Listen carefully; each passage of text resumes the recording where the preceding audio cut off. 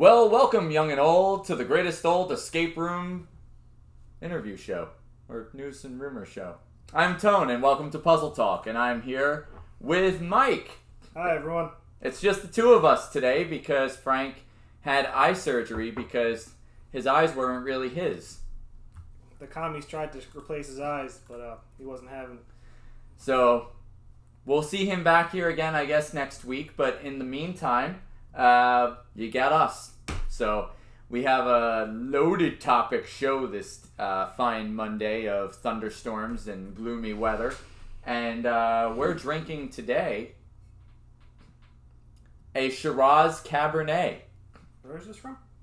The Limestone Coast. Are we still on Australian wines this month? Yeah, it's the same Bitter of the Devil ones. Australian wines are fantastic. And It's I'm true. not a wine person at all. Actually, a Shiraz and a Cabernet is an interesting combo. But as always, if you have anything to add into the conversation, please comment in our chat room. We'll be more than happy to include you in the discussion. So, I guess, first thing for us to get into here, the craziest things we have seen people do inside an escape room. There are numerous instances of that. I don't even know where to begin. So, if anyone is watching and you have any kind of story to share, by all means, we would love to highlight it on air. But we have plenty of our own stories to tell. I have a little short list here. One of my favorites was the fire extinguisher in F5. That was a weird day. Corporate groups. If anyone out there watching is an escape room owner or works at an escape room, I'm sure you could kind of agree with this point and topic that it's phenomenal doing business with corporate events because you're really getting a lot of bang for your buck. Yeah. It's very good economically for the business. However, in-house, there tends to be like a complete and total disregard for rules and safety. Yeah, it's really weird because it's always corporate groups. And, it sounds like I'm throwing them under the bus, and I kind of am. But I have... We love you, corporate. I have generally found that most of the corporate groups we get come in with a complete disregard for everything. And as opposed to family outings and friends coming out to play with us, the corporate groups are the ones who seem to just disregard everything. Well, what I would liken that to is a topic we're going to get into a little later in the show is escape room pricing. With corporate groups, I do believe that it really kind of boils down to one particular element, and it's the fact that they're not paying to be there. Sure. There's always more value placed on the experience when the people are paying to be at the experience. And although, of course, the corporate group is paying to be there, we most certainly don't entertain those for free. But the way it kind of ends up going down is very simply the corporate groups are there because HR or management has paid for the experience. They just have to show up.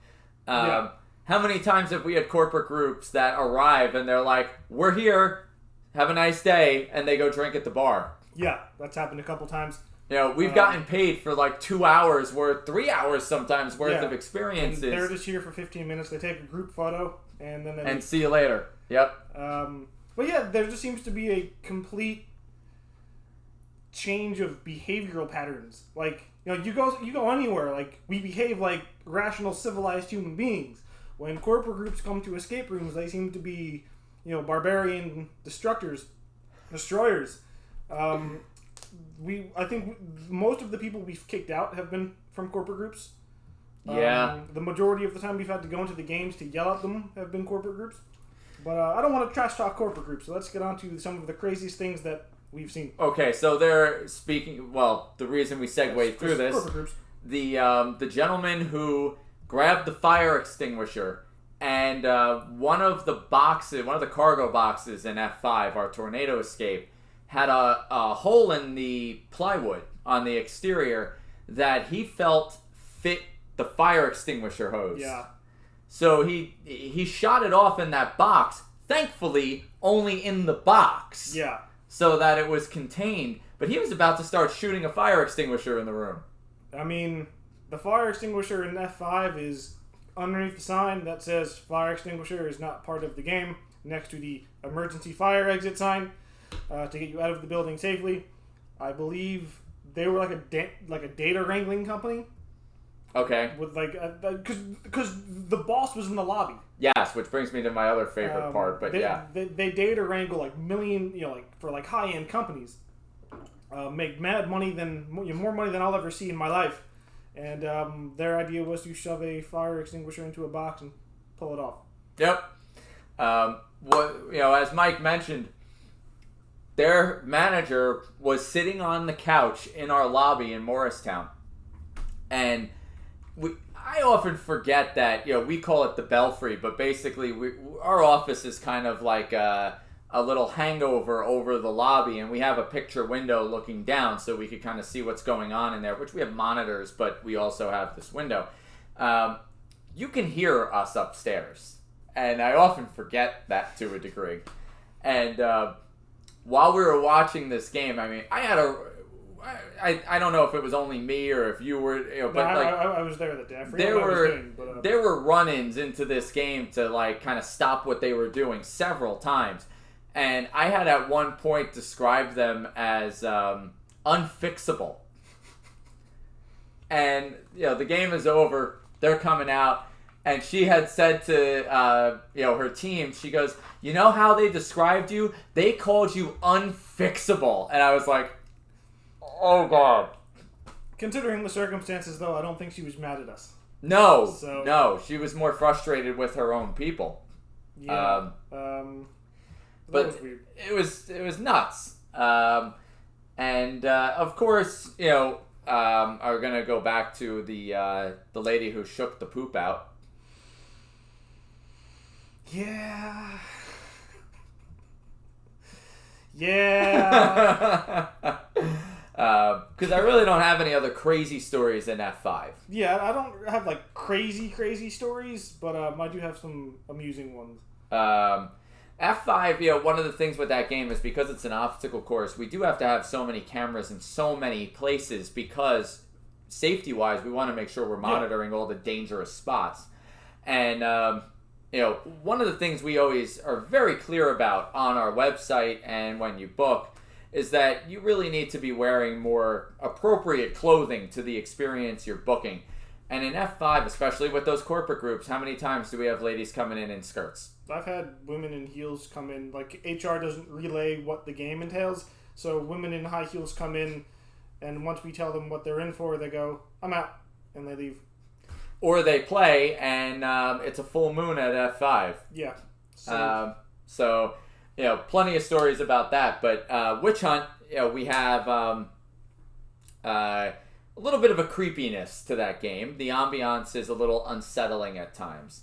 And with that one, the ghost of the missing servant girl comes into play.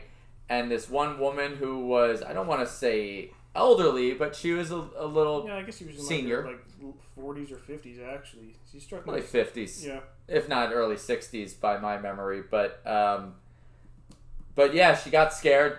I guess we'll backpedal. We go in to reset the game. It's Mike and myself. And there's a little clump of mud on the floor. I don't think it was mud. It wasn't mud. So I picked it up, not thinking, thinking it's mud. And immediately it hit my nostrils. And it was a nugget. We pulled out the security footage to watch when we think it may have happened, and she was wearing like those like cotton flare pants, like not the yoga pants, but like they're just like flares that are made out of like the cottony fabric that says pink on the butt. And we're watching them play. We're watching the security footage, and we just see her shake her leg, and that's when the clump came out. And shook her foot, and it just came out of her pant leg. I will point out that no one in this group were wearing boots or any kind of shoes with like deep imprints where mud could get stuck into them. I think one woman was wearing flats. The guy was wearing sneakers, and the woman who Trust me, we analyzed this because all I kept thinking was no, please no. Even dog poo. I just took his word for it. But yeah, this woman pooped herself in the game. It was kind of funny. Yep. She pinched off a little nugget. Yeah. And then rolled it on the floor. I haven't had anything else like that crazy. But the one that I like to tell people, we had a group of like 20-something-year-olds in Witch Hunt, and they were in the creepier part of the game. We have like these hanging cats that are just super creepy, and we play cat noises. Gets a good big jolt out of the players all the time, and it's really funny. But 20-something-year-olds, maybe like a group of 6. 4 of them are off on one side of the game, and guy and girl, another 2 people, are on the other side of the game by the cats, just kind of having like this lovey-dovey romantic moment. And the girl was like, I'm so scared. And the boyfriend was like, don't worry, baby. I won't let anything bad happen to you. And then I play the cat noise, like the cat shriek. And the guy goes, oh, shit. And he shoves his girlfriend into the wall and hauls ass to the other side of the game to be with the rest of his friends. And it was funny. And welcome, Izzy. Hello. Izzy's one of our newest recruits at our Morristown location. Izzy, we're live on the internet at the moment, so we're on Puzzle Talk. But welcome, Izzy. We do have another new recruit on the way in soon, too, but Izzy's super early, so good for you. It's dedication. Dedication right there. We're sharing some of our craziest stories that we've ever seen happen in the escape rooms. Yeah. So, fun time to chime in. So speaking of what you were saying with the little romantically inclined elements, no game has ever seen more romantically inclined moments than Cure Z, the zombie apocalypse. Oh, yeah, that's true. I don't know what it is about zombies and the undead, but it sure stirs up some emotions. It gets the loins burning. So we have some very infamous stories of Cure Z. Mind you, all of these happened in our Red Bank location before the game was refitted and expanded upon for PA. But let's kind of go down the list here. So, one of my favorites is Cure Z had a series of zombie chambers. And these zombie chambers were big enough to fit a human body inside intentionally so that perception would be that there was really a zombie in the chamber. And we would recess screens in them so that this way it would appear to the viewer or player that the zombie was trying to break out and having a whole series of scientific tests done on them. But like I said, you could fit an entire body inside of these chambers, and there were 4 of them inside the game space.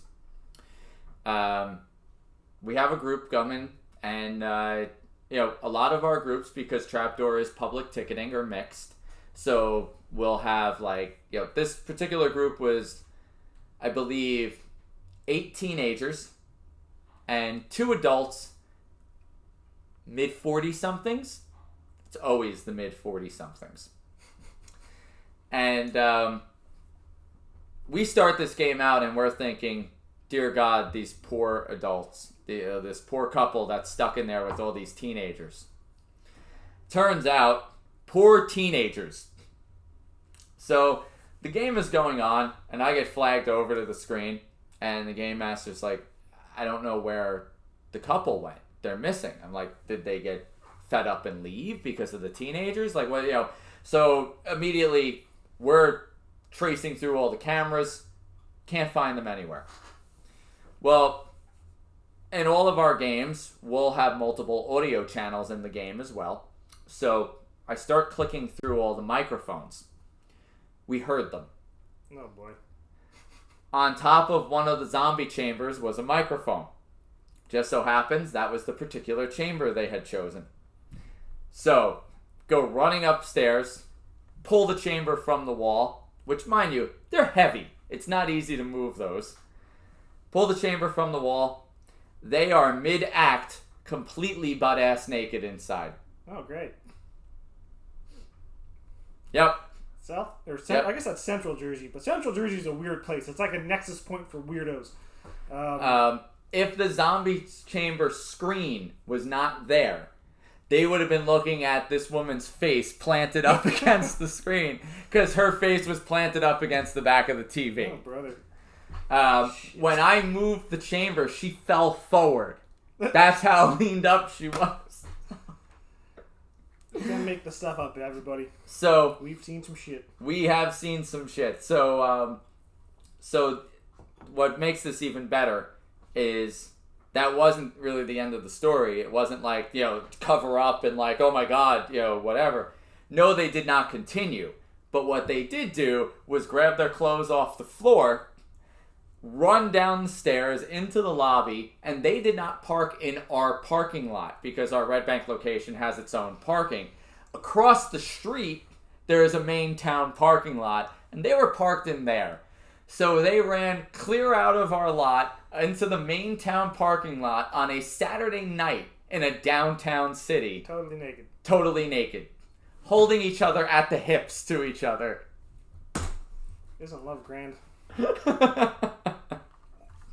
On that note, I think Witch Hunt destroyed an engagement. Oh yeah, I remember this story. I had a group of two, a guy and his girlfriend. I guess they were in like their late 30s, and they just started getting into this big shouting match. I guess every idea that this woman had about solving puzzles, the guy would shoot down. Like, her ideas were all wrong. His ideas were the only ones that could possibly matter. So she just sits on the floor in the kitchen area, and they start shouting at one another. And the guy just goes, "If you want to survive this marriage, you got to survive this game." And I was like, "Oh shit, this got real." Like what started off as kind of like this amusing, squabble between two people in a relationship just got really serious real quick. And I walked in there at the end of the game, offered to take their photo, and the guy was like, "This game almost destroyed our marriage." Ha ha ha. And I was like, "Don't joke, because I'm pretty sure you guys aren't getting married." Well, we had it with Boogeyman. We've already told this story, so I'll only clip it. But the guy who brought his fiance and, well, no, sorry, not fiance yet, brought his girlfriend and all of their friends to Boogeyman and planned for us to go in and scare his future bride, and ended up scared himself, and he actually pooped his pants in the game. So we ruined that engagement night. Yeah, well, it's memorable, I guess. But I'm sure those people ended up getting engaged and got married.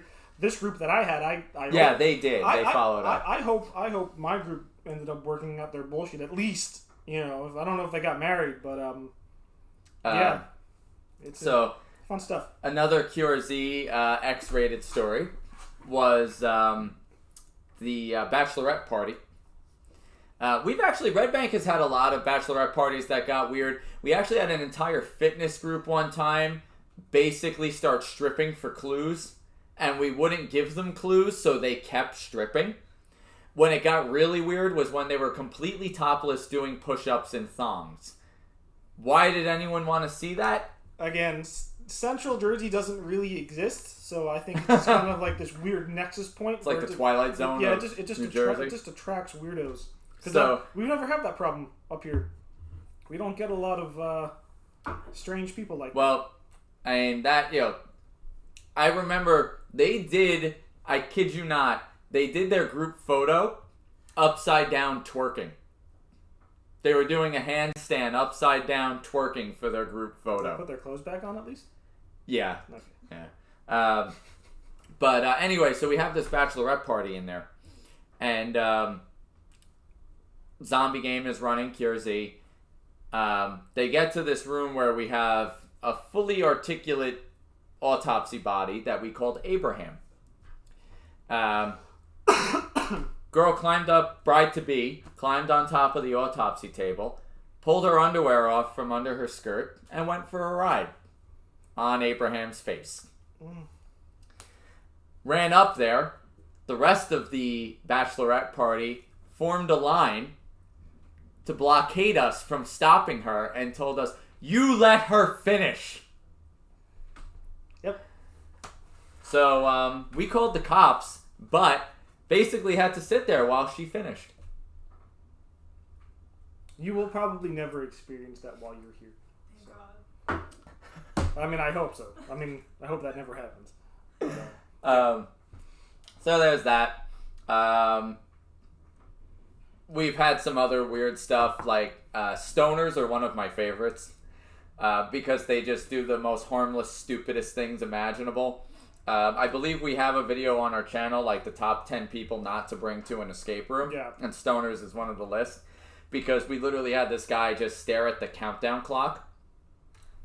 We had a serial killer game, Escape the Architect, and it was the only game we've had that actually had a countdown clock, and because it fit for the story. Yeah. And he's just staring at it intently, and he's like, the numbers are changing.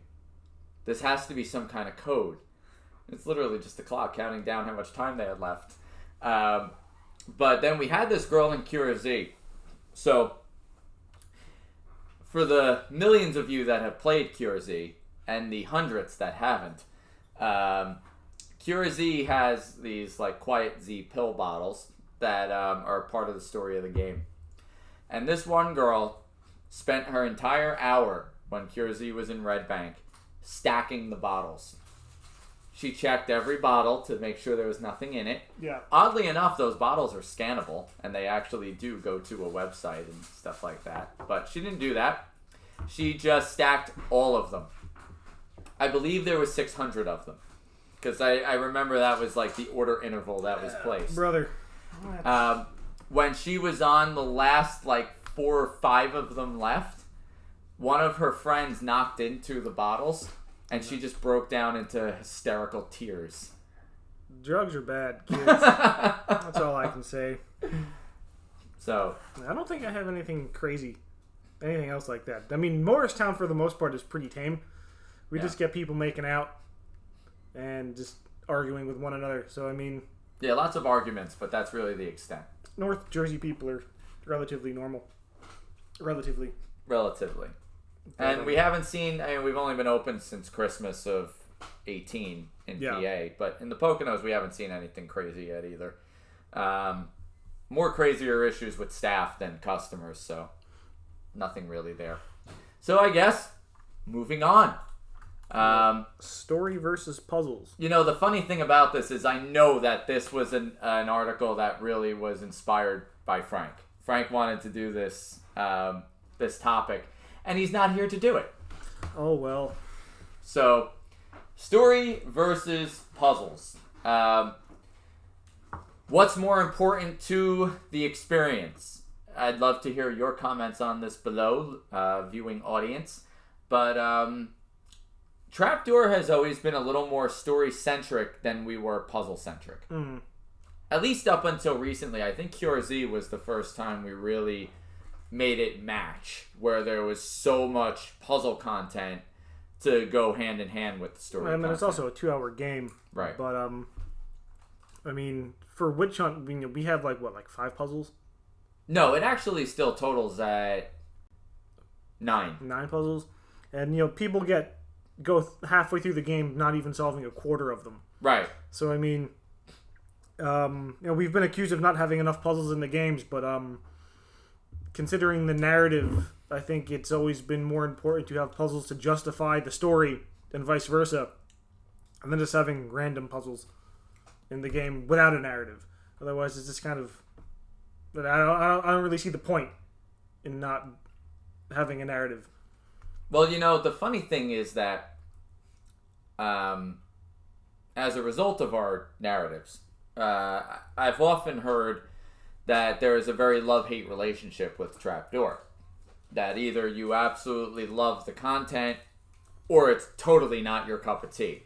And I found that even our specific experiences can differentiate people because there's a different story attached to every one of them. Yeah. So I almost liken it more to a movie studio where we have, content A, B, C, or D. Yeah. And if you're not into it, you're not into it. But if you are, you really connect with that story, then you're more passionate about the experience.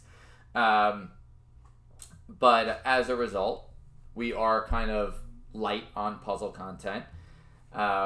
I wonder sometimes, is that why we don't win awards? I mean,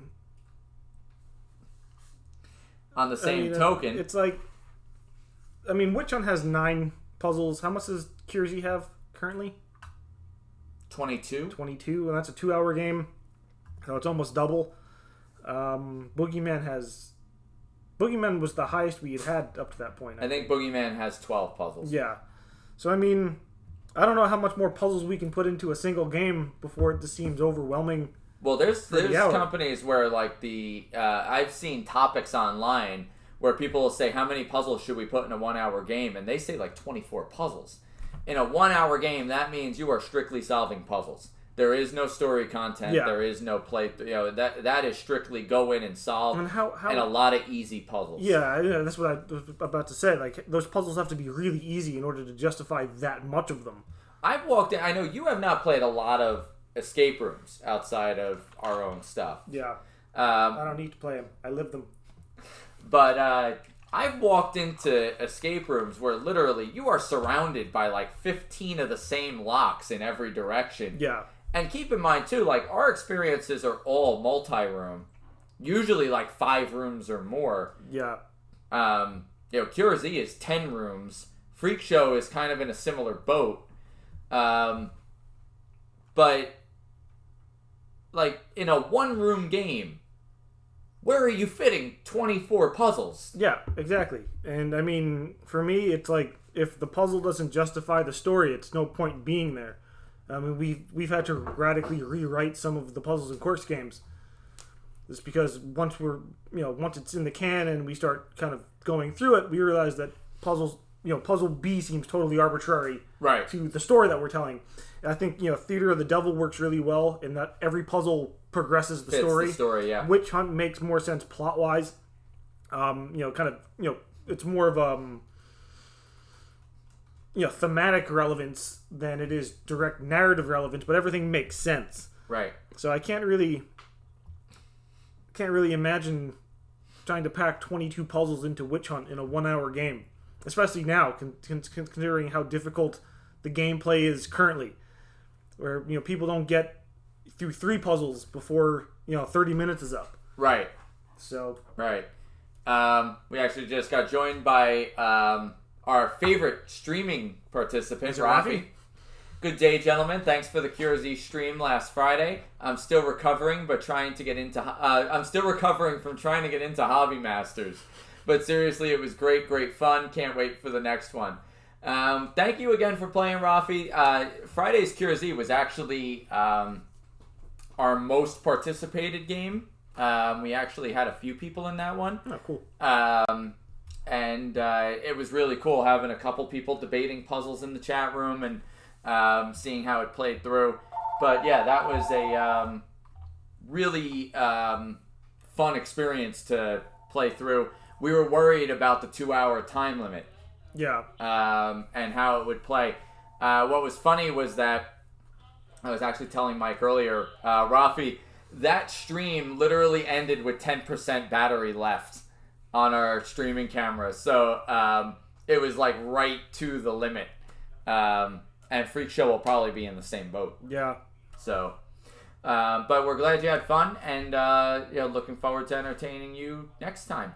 Rafi actually joining in gives us a little segue topic, but TrapdoorEscapeStream.com has been completely renovated from the ground up, so that we now have.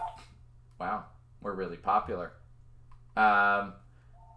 We now have a built-in membership platform so that we're no longer using Bookio for Escape Stream because Bookio was a little bit of a 50-step train wreck. Yeah. So if you have a membership with us, we are segueing memberships into the new platform today, so you will hear more from us later. By all means, you can still request times and streaming times and whatnot for later or next week or whatever. But we are on top of that to make it the most easy to use experience we could come up with.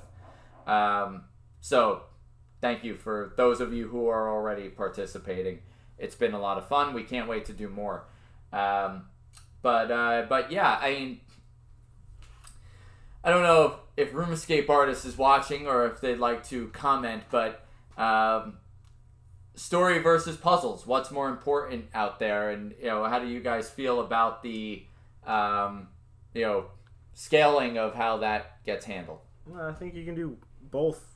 I don't think there's one way or the other. But there's definitely people out there that prefer no story or that prefer a lot of story. It's really those are the saddest people of all. all different differentiators there, but Trapdoor I think is permanently in the story business. And you are allowed to come upstairs if you would like. Another new recruit coming in. As we gear up for Freak Show, we have had to expand the team. So it's getting to the point where we should just recreate the Full House intro with all of the employees. Yeah! Andrew. Izzy. Mike. Awesome. Nice to see you again. Nice to see you We're again. live on the internet at the moment for Puzzle Talk, so feel free to listen in. But we've got probably about another 15-20 minutes to go. Izzy, Andrew, Izzy. So moving onwards to another topic we've been waiting to talk about. Escape room saturation and the pros and cons of it. Not behind me. So there are millions, gazillions escape rooms nowadays. Yeah. There wasn't when we started. Especially in New Jersey. Especially in New Jersey. Is this good for the industry or is this bad for the industry? Yeah, I mean, it kind of goes back to what we've been talking about almost every episode. There's such a lack of variety in company names that everyone gets every escape room confused with the other one. Yeah. So when you have a bad experience at one escape room, it usually inadvertently reflects poorly on all the other escape rooms. So when you have 20 different escape rooms that riff on escape room in the title, everyone just kind of gets bunched together. So if you had a bad experience someplace else, you're going to tell all your friends, and then all your friends are going to get us confused with the other person, and then no one wants to play. I think having a densely packed state like Jersey is probably not good. But, I mean, evolution, I guess. The image icon we have is a whole series of, white cutouts of people, and then one red guy rising up in a balloon. I do think that part of the issue is that so many companies, not just in company title, are so similar. Yeah. We talked with Christina 2 weeks ago about the blog of the most popular escape room themes. So yeah, themes are very similar too across different companies as well. There's always like the heist game, the wizard game. Then you have the companies that sell the themes. Yeah. Which means that there's 20 copies of Heist A out in the general public. So you might think you're playing a completely new heist game, and it turns out it's the same one you played in another state. Yeah. Just because it crosses state lines doesn't mean you're not going to get some of the same players. We've had worldwide players. Yeah. Right on Escape Stream alone, we had someone from Germany play Cure Z last week. So, it really, you never know where your players are going to be coming from and if they've already played a theme in a different spot. Beyond that, if everybody's 1 hour, one room, heist theme, speakeasy theme, XYZ, it becomes to the point where why wouldn't a public audience think you're all the same company? Yeah, I mean, I think for us, I think it, results in us stepping our game up a little bit, and I think that should go for any other escape room company as well. If 20 people are doing a heist game, and then you decide to do a heist game, do something different. Yeah. Don't. I mean, you still do the heist game, but make the heist game different. Make it stand out from everything else. Just step it up a notch and just make it more appealing than just what's generally out there. I think that where I view our industry as we're a very thematic attraction. Yeah. I think a lot of the public views this industry in the same lineup with, say, paint and sips and paintball and axe throwing. Yeah. And, it's experiential entertainment, but only to the degree of small business, where a very small head count goes in and does their event and leaves, and it kind of puts it into a smaller status. Mm-hmm. Whereas the potential for this industry is to be full out, theme park immersive attraction. Right. But on a snippet scale, where like instead of going to a theme park and there being 20 rides inside, you go to an escape room and there's one ride inside, or there's two, whatever it may be. But, it could be a much larger scale than what I think most of the competition is advertising it as. Yeah. And as a result, we all get lumped together. No one's differentiating, and the public doesn't see the difference. It's so much harder to even advertise the difference. Yeah. So, when we first started out, all escape rooms were one room. 60 minutes, time clock in the room, hint screen in the room, very cookie cutter. We opened up multi-room across 2 floors, and we were starting to get a lot of flack for that of like, you're going to go out of business. You're not doing it right. And then I'm pretty sure we outgrossed everybody. And then we took another step and made the games larger. And then all of a sudden we started seeing companies close down. Like if they have 10 rooms in a location, suddenly they have 5 because they made the games twice the size. Yeah. And started going larger and started going more immersive. So now that we're at 2-hour games, let's see how long that takes. Yeah, before everyone else starts doing it. But you'll always notice Trapdoor is always pushing another gimmick in, and like Freak Show's a musical. Yeah. And so forth. So I'm just constantly trying to step up our game and just try not to do what everyone else is doing. And if we do end up doing, a heist game or a Amazon temple, we're probably going to do it totally different. Totally different. So yeah. Which brings us kind of almost segueing into another element of the same topic, I guess, to a degree, which would be pricing. Escape room prices. My screen totally changed size, so I'm changing it back. There we go. Escape room pricing. Is the industry price too high, too low? Where in the middle should it be? Is there really a rule of thumb to this? We bring this up because there has been a lot of chatter online lately about the pricing of escape room and whether or not companies having, for example, kids pricing or Groupon pricing or things like that devalues the industry and where that sits. So what's our thoughts on escape room pricing? I mean, it's a niche industry. It's not like a movie theater where, like, you're guaranteed to have millions of people see a movie for $12 because all of that profit adds up. When we have 2 or 3 locations, most companies are 1 location, you've got to cover that overhead. You've got to cover your employees. And, you're probably only going to have a couple thousand people a year play the game before you have to replace it with something else. Right. I think $35 for a 1-hour game is not bad. Some of our competition, with lower ticket prices, who actually post pictures of their games online, seem to, you get what you pay for with that. That other one in PA. Oh, the $10 tickets? Yeah. Where, they post, we saw pictures of what the game looks like, and it looks like a $10 escape room. Use your imagination. It looks like a snuff film. Yeah. So, if you want to make it as immersive as possible, it's something that we strive to do. You got to spend money, and we're not, a $1 billion profiting company. So, I mean, we have to make the money back somehow. But $35 seems reasonable. $25 seems reasonable, and $50 for a 2-hour game for something so niche like that, I think that's reasonable too. I think, for example, Trapdoor implemented kids pricing. We did it last summer. We're doing it again this summer. And the reason being is quite simply that, for example, Cure Z or The Greatest Freak Show, at $50 a ticket, if you're 16, 17 years old, you probably can't afford that ticket. Yeah. We want you to be able to still enjoy the experience. So it's summertime.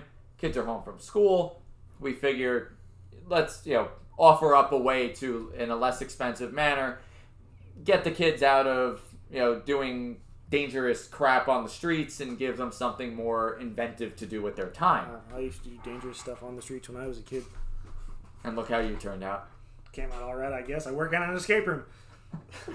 But instead of being inside playing a video game or disconnected from society, let's get people into a place where there's something tangible they can touch and experience together as a community. And that's why we do that.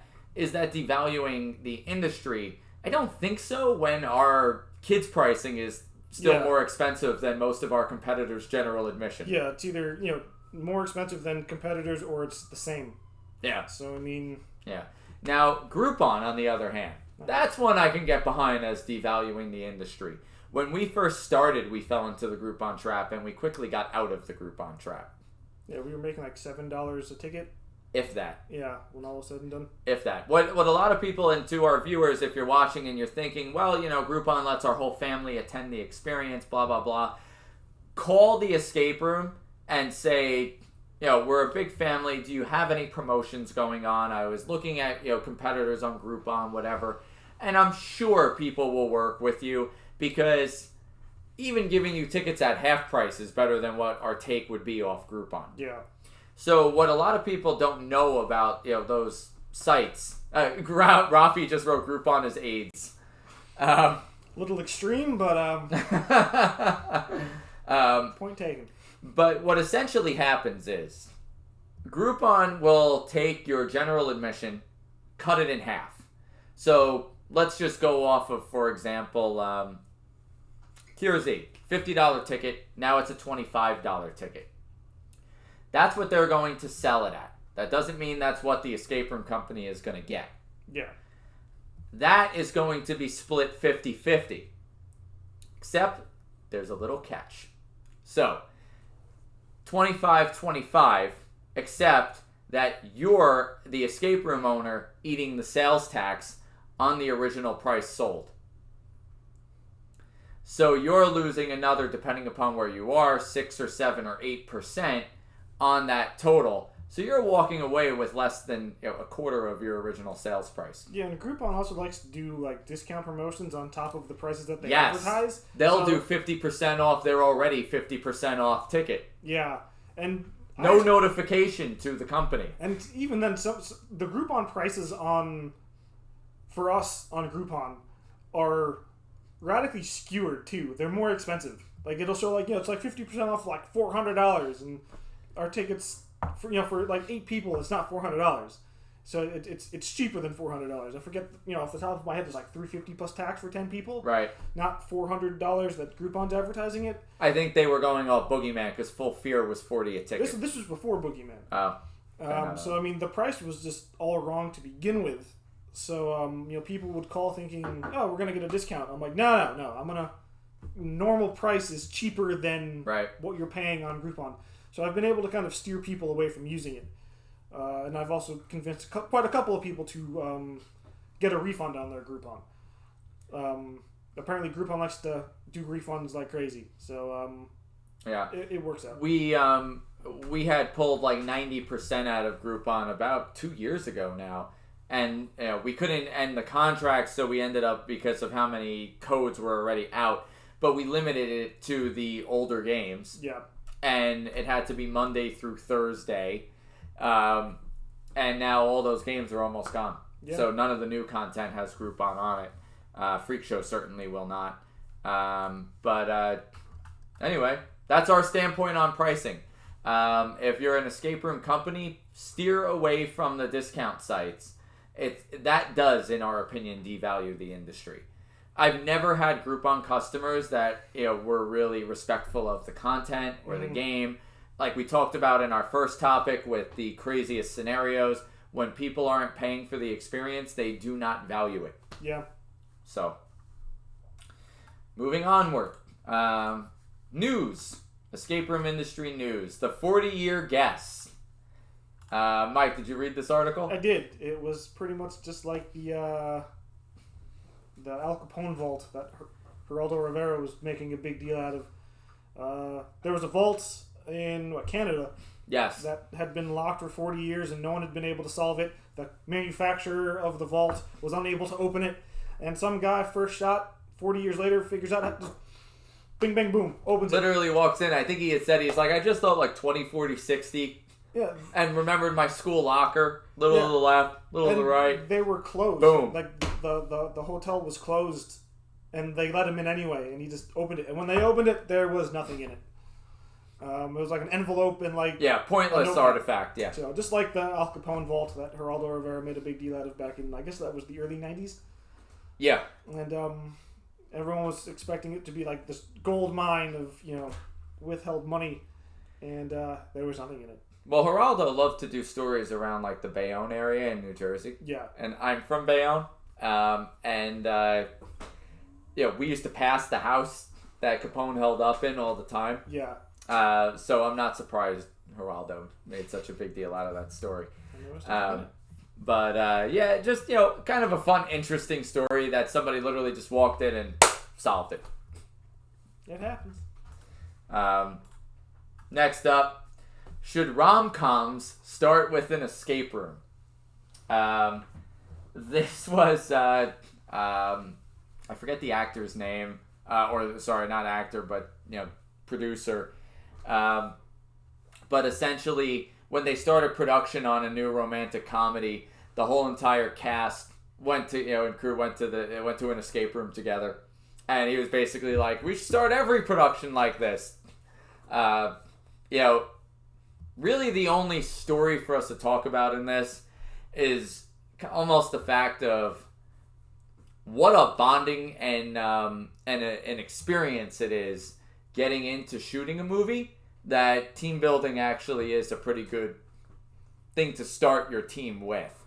I would agree with that, having worked on quite a few films where everyone starts off hating one another, and then by the end of the production, everyone kind of loves one another again. But doing an escape room or something bonding like that is usually a good idea. I've often nicknamed whenever we do a build cycle at Trapdoor, going to war. Our build cycles do share a lot in common with a film production in the fact that, one, at Trapdoor, we are always filming things. Yeah. With Freak Show, we're filming the entire musical performances and all different segue scenes and stuff like that. And the Freak Show acts themselves, so you'll be able to see like the fire breather doing his thing and a sword swallower doing his thing and all that fun stuff. So we're always in a film cycle, as well as then building sets like a movie production and other elements like that. And it really is like a war zone where like by the end of it you want to kill each other and you swear you're never going to do half the things you did again, and then 6 months later you're doing it again. It really is kind of like a great idea to have that initial bonding experience. Yeah. So that you can get to love each other a little bit before you hate each other a little bit. And then come out the other side. Yeah. So that was kind of cool. We were talking about this one before the show started a little bit because, I don't know, I found it a little ridiculous, but digital escape rooms and the story of these digital escape rooms being used in the classroom. This article that this story came from, I don't even feel like it gave a very good articulated answer as to what they considered a digital escape room to be. Is this just a video game escape room? I could not figure out what they even meant.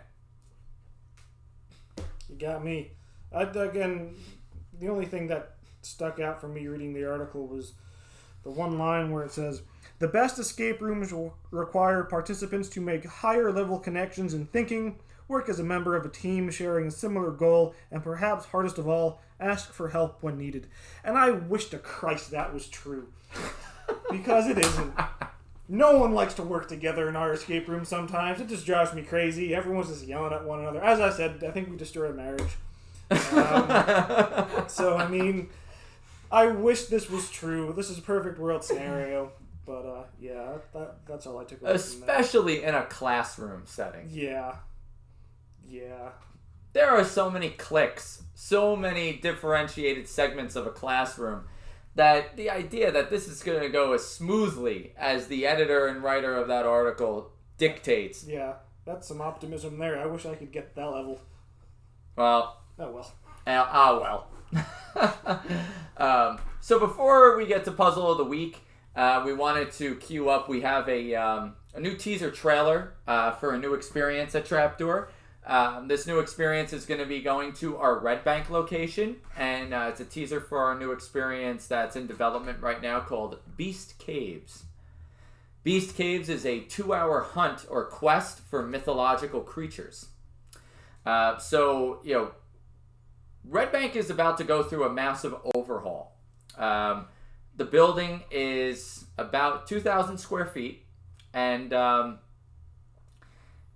it's been the same since we operated out of it, at the beginning of Trapdoor in 15, and it's seen Escape the Architect. Then it was fully retrofitted for Cure Z. Then it was fully retrofitted for Boogeyman. This time, when Boogeyman ends, we are not retrofitting. We're literally demolishing. And we're going to be reopening the building at almost 3 times the size. It's going up and it's going forward. What a lot of people don't know is that we're actually restoring the building to its original status. Our Red Bank location was much, much larger than it already is. And it had burnt down in the 70s, way before we ever took occupancy. And we're in what's left currently. So we're going to be restoring the building and making it much, much larger so that Beast Caves can premiere with all its glory in a much larger 2-hour experience, just like Cure Z and Freak Show. So everyone in our Red Bank location that comes in asks, Boogeyman's been running for quite a while now. What's next? When is it coming? Well, we're not giving you a date, but you can wait. You can wait. But here is, without further ado, a teaser for Beast Caves.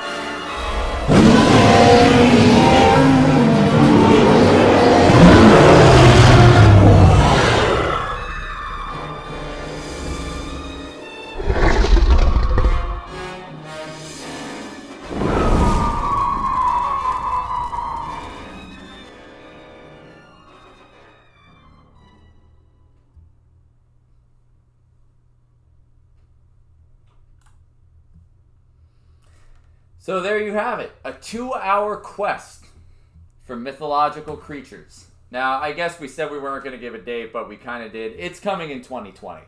At some point. At some point in 2020. Why so long? Well, quite honestly, this is going to come down to town permits and things like that. We're literally rebuilding the entire thing. Not just the escape game, but the building. So this is going to be such a massive overhaul that, there's no really giving a date on this yet. But Beast Caves is going to be enormous. It's going to be a giant 2-hour experience, and what to expect. Well, basically, you're playing the role of scientists that are heading into the Earth's core via an active volcano that's going to blow. In order to try to find DNA samples of these mythological creatures that have been breeding there as a result of toxic dumping in the volcano. So you're going to see some weird stuff in this one. The creatures that'll be in there. It's very pulp. The Hollow Earth theory was a big narrative plot point in early novels, sci-fi fantasy novels of the 1900s, 1920s, 19 teens. So at Earth's core, where it's some guys in the center of the Earth fighting dinosaurs. that's always cool. So I'm kind of excited for this one, just based on that. Yeah. So. Yeah, if you've played with us before, you kind of know how we do stuff. Obviously there'll be a lot of filming and projections and stuff like that. But, now that our engineering department's in full swing, we'll probably also have some animatronics of some of these creatures. So Yeah, that would be cool. things you could actually touch and feel. Super looking forward to this one. It's really in its creative development stage at the moment. While we're waiting on the building and whatnot, but we've already been designing blueprints of the layout and how it's going to work. So you will be entering into a volcano and then into almost like this ecosystem within the Earth's core. So it should be kind of interesting. Pretty neat. So where does that bring us? It brings us to Puzzle of the Week. So the way we've been running these, we're going to keep going with is we're going to present the puzzle on screen, and then you'll have your own amount of time to solve it. We'll be looking in the comments section to see who solves it first, and then private message us on the back end to get your prize and whatnot. So with this one, we're going to have another free membership to Escape Stream. So now that we have our membership set up corrected, so hit us up and we'll be happy to set you on up. So here we go. Puzzle of the Week. 99 bottles of beer on the wall. 99 bottles of beer. I wish. Take one down. Have a burger. You got to figure out how many are left on the wall. Something to that effect.